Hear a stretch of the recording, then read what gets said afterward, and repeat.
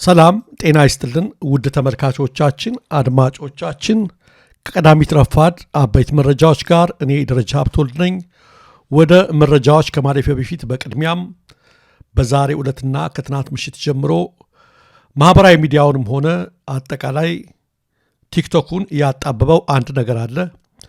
የአርቲስት ነጻነት ወርቅነህን ህልፈት ተከትሎ ተዋናይት ወይም አርቲስት ገነት ንጋቱ የሰራችው ቪዲዮ ነበረ። በሱ ምክንያት ህዝቡ ተቃውሞውን እየገለጸ ነው የሚገኘው። ለዚህም ምክንያቱ ወዲያው ህልፈቱ እንደተሰማ አርቲስት ገነት ጥቁር በመልበስ ካሜራ በመደቀን እንዲሁም ኮሜዲያን ደረጃ ኃይሌ ስልክ ደውላ በፕሮግራም ውስጥ በማስገባት እሱ አያውቅም ስለ ነጻነት የሆነ ነገር አስተላልፋ ነበረ። በዚህ ምክንያት ነው ተቃውሞ ያየለው። መጀመሪያ ባጭሩ አርቲስት ገነት ምንድን ነበር ያደረገችው የሚለውን ቀንጨባ አድርገን እስኪ ለአንድ ደቂቃ እናዳምጥ። ምንድን ነው የሆነው? ዳሬ በእግዚአብሔር ምንድን ነው የሆነው? ምን ሆኖ ነው ዳሬ በእግዚአብሔር? ምን ሆኖ ነው? ሞት ነበር ጉባኤ ፊቱ ያስታውቅ ነበር በጣም ማለት ተኝቶ ነበር ብዙ ዳሬ ተኝቶ ነበር ብዙ ዛሬ ሆኖ ጋር ሄዶ በእግሩ ሄዶ ሆስፒታል ሲያመው ደህና ነበር ማታ። ጠዋትም ስራ ሊገባ አማማኝ እንግዲህ ከምር ነው ስራ ሊገባ? አዎ እንዴ አዎ ወጣች። በኋላ ደውልልሻለሁ። እንግዲህ ተመልካቾቻችን አድማጮቻችን አርቲስት ገነትና ነጻነት በጣም ወዳጆች ጓደኛሞች በብዙ ጊዜ የሚተዋወቁ ናቸውና ምን ያህል እንግዲህ የዲጂታል ዘመን እንዳበላሸን ነው ሁላችን ማየት ያለብን። ሰው ሀዘኑ ሲሰማ የቅርብ ከሆነ በቀጥታ መደረግ ያለበት ነጠላ ዘቅዝቆ ወደ ቦታው ነው የሚሄደው። መቀረጽም ትዝ አይልም አይደለ? በዚህ ምክንያት ነው ገነት ላይ በጣም በርካቶች ተቃውሟቸውን እየገለጹባት ያለው። እንዴት ይህን ታደርጋለች? እንዴት ቪዲዮ ለመስራት ወዲያው ትፈጥናለች? እንዴት ነው ሁሉን ነገር እንደዚህ የሚደረገው የሚል መቼም በጣም በርካታ ዘለፋ ነው። እነሱን አላቀርባቸውም። ይሄ ብቻ አይደለም። ተቃውሞ የቀረበው ከአርቲስት ወይም ከኮሜዲያን ደረጃ ኃይሌም ጭምር ነው። እርሱ ራሱን መቀረጼን አላውቅም ነበር፣ እንደ ቀደመ ወዳጅነታችን ሀዘኗ ልትገልጽ መስሎኝ ሆስፒታል ሆኜ ነው በጥልቅ ሀዘን ውስጥ ሆኜ ያዋራኋት ነው ያለው ደረጀ። በጠንካራ ቃላት ነው ያወገዘው ድርጊቱን። ሲበዛ ብልግናና ሆዳምነት ነው፣ ከተማረ ሰው የማይጠበቅ ነው ሲልም ቁጣውን ገልጸዋል ደረጀ። በማላውቀው ሁኔታ እንዴት ታስገባኛለች በሚል ማለት ነው። እና የተፈጸመው ስህተት ነው።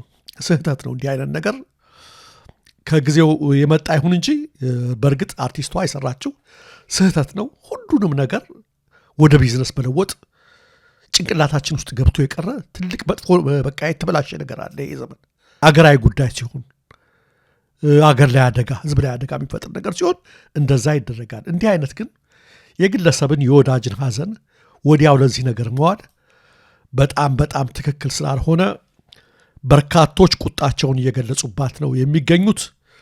እሷም አሁን ዘግይታ ደግሞ እንደሚከተለው ይቅርታ ጠይቃለች።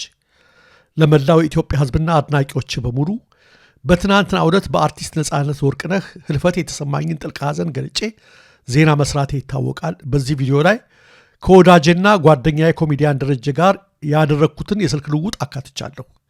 የእሱን ሀሳብ ጨምሬ ማካተቴ መላው ኢትዮጵያ ህዝብን ቅር አሰኝቷል። ቅሬታውም ተገቢ ነው ብዬ ስላመንኩ መላው ኢትዮጵያ ህዝብንና አድናቂዎችን ይቅርታ ለመጠየቅ እወዳለሁ። በድጋሜ እጅግ በምወደው ወንድሜ አርቲስት ነጻነት ወርቅነህ ህልፈት የተሰማኝን ጥልቅ ሀዘን በመግለጽ ለቤተሰቦቼ፣ ለወዳጆቼና ለመላው አድናቂዎቼ መጽናናትን እመኛለሁ። ነፍሱን በአጸደ ገነት ያኑሩልን። አርቲስትና ጋዜጠኛ ገነት ንጋቱ ይላል። እንደምታዝን እርግጥ ነው፣ የሚጠበቅ ነገር ነው። ወዳጁ ነች።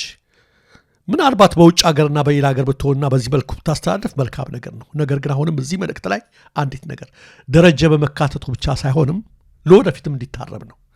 አንዳንዴ እንደዚህ ቅርበት ካለ ያለ ሰው እንደዚህ አይነት ነገር ሀፕን አደረገ በሚባልበት ጊዜ ላይ መጀመሪያ ስብዕና ይቀድማል፣ ሰብአዊነት ይቀድማል። ከሚዲያ ከካሜራ ውጭ ሀዘንን መግለጽ ይቀድማል። ወደዛ መራራጡ ትክክል አይደለም የሚለው ማስተላለፍ ነው። ደረጀ ስለተካተተ ብቻም አይደለም። አጠቃላይ የሆነው ነገር ስህተት ነው እንግዲህ ይቅርታ ካለች ከይቅርታ በላይ ምንም የሚደረግ ነገር ስለሌለ ይቅርታ ሊደረግላት ይገባል የሚል አቋም አለኝ። ምክንያቱም ያጋጥማል እንደዚህ አይነት ነገር ላይ ሰዎች ሲሰሩ ሊሳሳቱም ይችላሉ። ስለዚህ ይቅርታዋን መቀበል አለብን። ተሳስታለች፣ ትክክል አይደለችም። ይቅርታ ደግሞ ጠይቃለች። ይቅርታም የትልቅነት ምልክት ነው። የሆነ ሆኖ በዚህ ጉዳይ ታጠቃልል ክብሩን በማያውቁ ድንጋዮች መካከል የተገኘ ወርቅ ዋጋው እንደ ድንጋይ ይረክሳል እያሉ አነቃቂዎች ነን ከሚሉት አንስቶ እስከ ከፍተኛ ባለስልጣናት ድረስ ሲናገሩ ቢደመጡም በተግባር ግን የኦሎምፒክ ወርቅ ሜዳሊያ አከታትለው የደረደሩትን ወርቆቻችንን ዋጋቸውን ወደማያውቀው አይሾ ስፒድ ጋር ፎቶ እንዲነሱ አሰልፈው በማምጣት ያሸማቀቁን ከጥቂት ቀናት በፊት ነው። የኦሎምፒክ ወርቅ ሜዳሊያ ባለቤቶች ናቸው ብለው ሲያስተዋውቁት እንኳ ደንገጥ አላለም። ለነገሩ እየጮኸ ቪዲዮ ጌም በመጫወት ታዋቂ የሆነ ልጅ የኦሎምፒክ ወርቅን ዋጋ ባያውቅ የሚገርም አይደለም። እሱ ምን አጠፋ? ያለ ቦታቸው የተገኙት የእኛ ወርቆች ናቸው። ኢትዮጵያን አስተዋወቀልን የተባለው ልጅ ከዛም አልፎ የቤተ ክርስቲያንን ምስጢራት እንዲያይመደረጉን በትዝብትና በሐዘን አስተውለናል። እነ ኮሎምቦስ አሜሪካን ገና ሳያገኟት ስለ አክሱም ስልጣኔ ታወራ የነበረችውን ጥንታዊትና ታላቅ ሀገርን የ20 ዓመት ጎረምሳ ሲያስተዋውቃት አስቡት ራሳችሁ። ማስተዋል ተስኖን ካልሆነ በስተቀር ሰብአዊና ሀገራዊ ክብር ዋጋቸው በወረደበትና የማህበራዊ ኑሮ ወግና ስርዓት ድንበሩ በጠፉበት በዚህ የዲጂታል ዘመን ሁላችንም ስተናል። በየዕለቱ በአንዳንድ ግለሰቦች ጎላ ብለው የሚፈጸሙትና በዚህ በማህበራዊ ሚዲያው ለፍርድ የሚቀርቡት ስህተቶችም አሁን እንደነገነት ምናምን የሚባሉት ነገሮችም የማህበረሰቡና የዘመኑ ተጽዕኖ ውጤቶች ናቸው። የሁላችንም ድምር ውጤቶች ናቸው። እውነቴን ነው የምላችሁ። ማንም በማን ላይ የሚፈርድበት ጊዜ ላይ አይደለም የደረስ ነው። ስተናል ሁላችንም ለማለት ነው ተመልካቾቻችን። ለወደፊቱ ግን በተቻለ መጠን ራሳችን ጥንቃቄ ለማድረግ እንሞክር በማለት በዚህ ጉዳይ ላይ ያለኝን ትዝብት በዚሁ ቋጫለሁ። ሌላው ተመልካቾቻችን፣ አድማጮቻችን በዋግምራ ዞን በድሮን ጥቃት ትምህርት ቤት ውስጥ ስብሰባ ሲያደርጉ የነበሩ 36 የመንግስት ሚሊሻዎችን ጨምሮ በርካታ ሲቪሎች እንደተገደሉ በትናንትናው የዜና ወጃችን ተነግሯል። መንግስትም ይሄን የካደ አይመስልም። 36 የራሱ ሚሊሻዎች ናቸው የተገደሉት። ቤተሰቦቻቸው ተበትኗል። ትምህርት ቤቱም ወድሟል። የበርካታ ሰዎች አካል ጎድሏል። መጨረሻ አየር ኃይሉ በስህተት የተፈጸመ ነው የሚል ነገር የተነገረ አለ። ከአየር ኃይሉ በኩል በስህተት ጥቃት መፈጸሙ በዋግምራ አካባቢ በስህተት ገንዘብ አይደለም የጠፋው፣ 36 ብር አይደለም የጠፋው ተመልካቾቻችን፣ 36 የራሱ ሚሊሻዎችና በርካታ ንጹሐን የተገደሉበት በጣም አሳዛኝ ነገር ነው ተመልካቾቻችን፣ አድማጮቻችን። ንጹሐንም ሞተዋል እንደነገርናችሁ። አጠቃላይ የሟቾች ቁጥር ወደ 100 እንደሚደርስ የአይን ምስክሮችና የአካባቢው ፋኖ አመራሮች ይናገራሉ። ከመንግስት በኩል ግን ስለ አጠቃላይ የሟቾች ቁጥር የተነገረም ሆነ የተሰጠ ምንም አይነት አስተያየት የለም። ሌላው ተመልካቾቻችን፣ አድማጮቻችን ከትናንት በስቲያ ኤርሚያስ ለገሰ አዲስ ኮምፓስ በተሰኘው ሚዲያው ሰበር ጀዋር መሐመድ ታሰረ፣ ሚስጥር ዘረገፈ የሚል መረጃ አውጥቶ ነበረ። ይህም በተመለከተ ጀዋር አጭር ምላሽ ሰጥቷል። ያው ኤርሚያስ በህግ ሊጠይቀው ነው ጀዋር። የጀዋር ምላሽ እንዳለች ላቅርባት።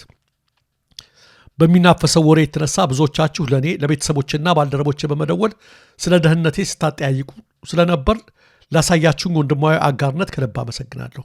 በሙሉ ጤንነት ሰላምና ነፃነቴ እንደተጠበቀ መሆኑን ልገልጽላችሁ እወዳለሁ።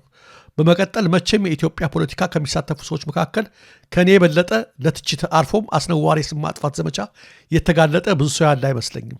ሆኖም የመልስ ምት ከመስጠት ይልቅ ታዝቤ በዝምታ ማለፍን እንደ ስልት እጠቀማለሁ። ለዚህ ደግሞ ምክንያቴ በመጽሐፌ ውስጥ በስፋት ዘርዝሬያለሁ። ሰሞኑን የአብይ መንግስት እየነዛው ያለውን እርስ በርሱ የሚጠላለፍ የስም ማጥፋት ዘመቻም በቀላሉ መምታት ቢቻለም እንደወትሮ በዝምታ ማለፍን መርጬ ነበረ። ሆኖም ግን ይሄኛው ፕሮፓጋንዳ ከኔ ባለፈ የሌሎች ሀገራት ተቋማትን እየነካካ ነው። ዓላማውም ከእነዚህ ሀገራትና ተቋማት ጋር ያለኝን መልካም ግንኙነት ማሻከር ነው።